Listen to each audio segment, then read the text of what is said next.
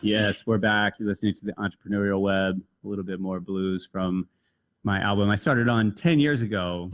Still haven't finished it. We got to finish it. Called Blues in Space. We will. It's almost done. It's just, and we'll, before we go on to what we were going to talk about, I think we should continue what we were talking about on the break. And it's taking those opportunities and just saying yes and all the crazy stuff. I keep saying yes to so many things. I've done so many things since I started that album, and even since my last session at your place. I mean, I've opened 2 food markets, a coffee shop, a restaurant. I began a journey in martial arts training, and now I'm teaching there and working towards black belt. I've started a radio show. I've recorded other people's. It's just so many. I've had 2 children since I started that album. Really? Yeah. Well, it was, and I have more. Hopefully, no extra ones. Oh boy.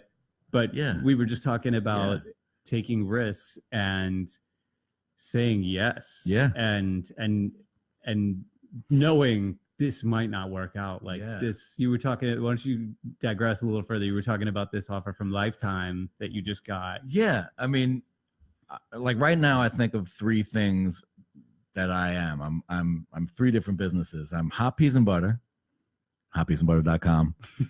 I'm podnoise.com. But that's going to change. We're that's a whole, I'm going to announce something at the end, but and I'm DaniLapidus.com. Right. And they all intersect, but I am now playing a lot of piano, composing TV and film music, producing artists. This one, watch out for Charles Meyer. This kid is nice, really good. Is that charlesmeyer.com? I don't know yet. But I mean, he's great. He's the real deal. And what we were talking about on the break is that I don't know if I would have been too scared to do some of these things. You have to have the ability, right? Which we were talking about before, right? But that's literally 10%. That's just right. You have to come to the table with the goods. If you don't have that, forget about it. It's just inevitable failure, right? So these 3 things that I am now, and look, no one's getting rich doing that stuff. You know, it's not, not that I'm a huge success, but you should start a radio show. Yeah, big money.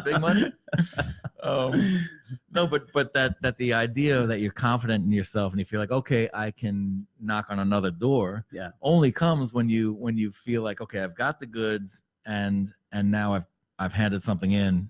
At the first 20 got rejected. First 200, and now somebody likes something I did, and my skin is a little tougher, and I can go for it. And so the TV stuff, and there's a company that does library music, Strike Audio. They dug some of my stuff, and I've been writing with my partners, and we've been doing a lot of writing. So you've done some catalog stuff where you're just like kicking out beats, and then just submit it to catalog, and but suddenly someone sends you a movie to score, and I'm working the picture, and the last one I did an indie film about Brooklyn, Syrian Jews in Brooklyn. Really interesting movie, and I didn't write the score. Amazing musician did, but I mixed the whole movie, and it's an area that I didn't know. Like, am I working the frames? The video frames and all the stuff I'm doing. And I could have fallen. I have fallen on my face, but now I'm getting to the point where I'm like, okay, I'm good at these 10 things. Right. 3 of them I'm really good at. One of them I think I can kill some people at, but the rest, I'm like, and I say yes, and I take it. And so you were saying luck, or it's really like, it's almost like it creates the opportunities by getting better at these things. So whatever if you own a bodega on the corner, like there's got to be a way where that applies to that logic too. Like, where now I know how to do this. Opening a restaurant, Jesus. I mean, I don't know. I do not. We need like 3 shows for that. That seems scarier to me than music, frankly. It kind of sucks, but at the same time, when you love it, it doesn't matter. You take the suck. It's just like.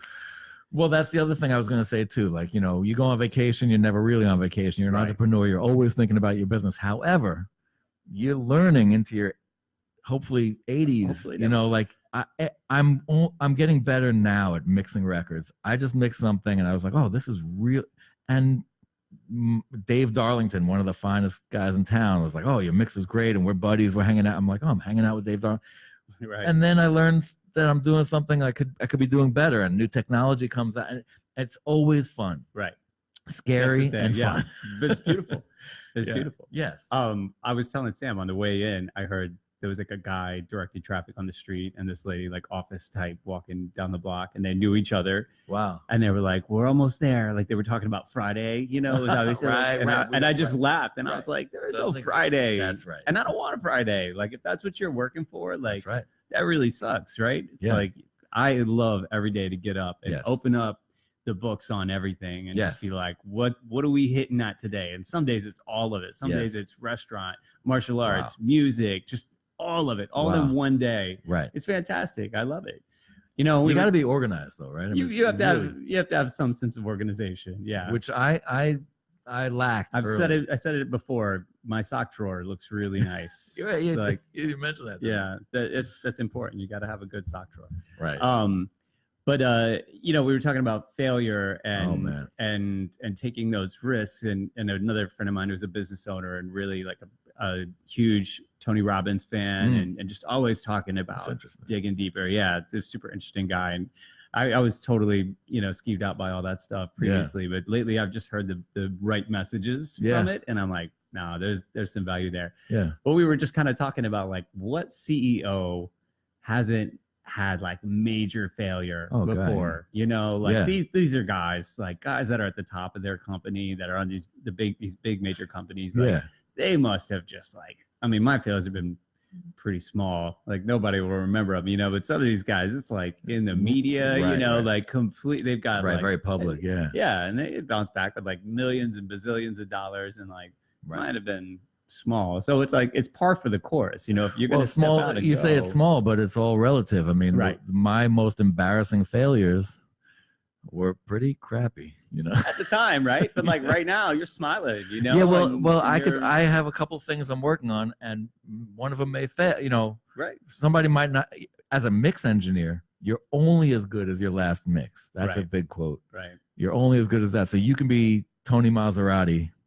I guess he's not going to fail anytime soon, but he's also a badass. So, but you know, they'd still do blind shootouts. Some of these top tier artists, pop stars. They'll send it to 10 different mixers. They don't know that Tony's not one of them. Right. And you're only as good as that last mix. Right. So you're always going to fail. And I think that idea of not being crushed by failure, you should not be an entrepreneur if you cannot deal with rejection and failure. And get really comfortable with it almost. Yes. Yeah, it's part of your life. It's got to be part of your existence. There's a constant saying in martial arts and jujutsu, it's get comfortable being uncomfortable, because no matter how good you are and how much technique you have, there will come a point where some big sweaty guy is going to be on top of you and like all your go-tos aren't going to work, and his sweat's going to be dripping in your eye and he smells. You'll get out. You know, you'll work it out, but like interesting. Jiu-Jitsu is it's a representation of life. It's a reflection of life. It really is. And a reflection of business. There's so many connections between business mantras and martial arts. I don't know that much about it, but Jiu-Jitsu, you use anything you have to, right? To like make the thing happen. Well, it's not Krav Maga. We're not that's all right. That's Krav Maga. No eye gouges or groin strikes.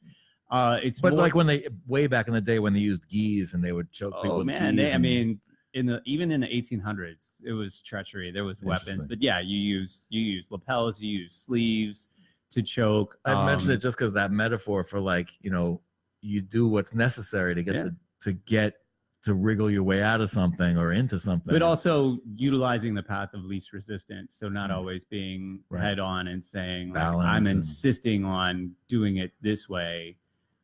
Like that might be uncomfortable. Let me chill for a minute. Let me buy some time and then adjust. You're adaptable and see. Be that's adaptable. Hard. That's hard. So you would open this amazing studio, Pod Noise, 251 30th Street. Things are going great. You got these major artists. What happened? Well, what happened to New York City, everybody?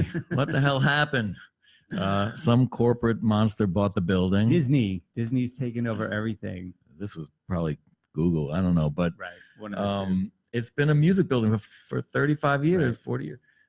So somebody bought the building and turns it into a real corporate piece of glass, and actually they kicked everyone out, and most people I know in that building had horrible clauses. I want to shout out to some like ultrasound guys. I mean, people lost their, it was not pretty. And we had, that's another thing I'd say, a big quote, make sure you have a good lawyer in this town. And a good lease, right? If you he made our lease, right? If he stuck in this language, he got rid of the demo. They had to deal with us till the very end. Good. So at least we got some money, and it wasn't that painful as it was it could have been. It was a bad fight, right? But we were out. We were kicked out, and we were in storage for a year and a half. And then we opened a beautiful mixing room in Brooklyn, which is going strong, and there's some pictures on the web, but it's DaniLapidus.com. You can see some of the work comes out of there. And now, when we come back from the break, maybe, I don't know, but we haven't signed anything yet, but bigger and better. Save it. Don't. Okay. Cliffhanger. Right. Cliffhanger. We'll see. So basically, the situation with that building was it was bought. It was bought. People, especially musicians, we went to the new owners. We don't pay attention to fine print. Right. That's right. And we went to the new owners and said, "Can we stay?" You never know. Maybe they want you to stay. Right. We'll pay more. What are you going to double our lease? What are we going to? They didn't even want to talk. Right. Everybody out. And I remember your lease was kind of short. It was 5 with an option for 3. Right. So we took the option, and then that was it. And they talked me into the option instead of a 10. And they at the point of renegotiating, right? They knew they were selling. Yeah. This town has got very ugly. It's all about that money. So we're gonna take a little break. When we come back, we'll get a little deeper into that, buildings, leases, and what Dani has coming up next. You're listening to the Entrepreneurial Web. Woo!